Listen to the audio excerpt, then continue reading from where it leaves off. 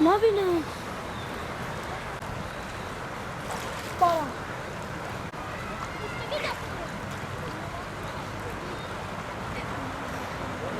Merhaba abilerim, ablalarım.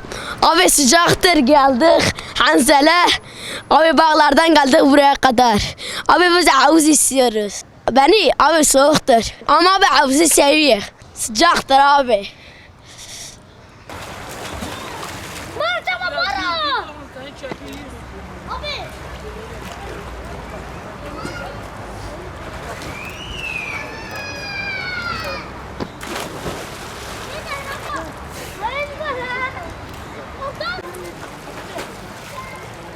Ben havuz için geldim. Ben bağlarda. Hayır. Sıcak mı? Evet. Çok mu sıcak? Evet. Ama üşüyorsun. İçeri soğuk. Sarıyı da sıcak. Birden küçük havuz yaptılar.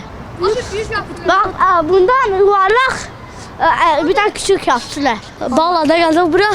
Hamzeli için geldik da kimse yüzak. İçine giriyoruz, sıcaktı ama çıkınca soğuk oluyor. Şu an üşüyor musun? Ha vallahi buz gibi. Yazın geliyor, biz ya sıcakta ölüyor. Ama soğukta da geliyor, buz tutuyor hani. Peki ne istiyorsunuz? Yetkililer size burada bir havuz yapsın mı? Abi yapsınlar. Havuzu çok küçüktür ha. Abi buna 2 kişi bile giremez, çok küçüktür. Ne istiyorsunuz? Havuz. Havuz istiyoruz. Büyük. Buraya geliyoruz. Vallahi biz havuz istiyoruz. Biz burada yüzüyoruz. En son ne zaman yüzdünüz? Şimdi çıktık. Nasıl su? İyi. Çok soğuktur ama. Çok mu soğuk? Hı hı. İçi sıcak ama. Dışarısı soğuk. Hı hı.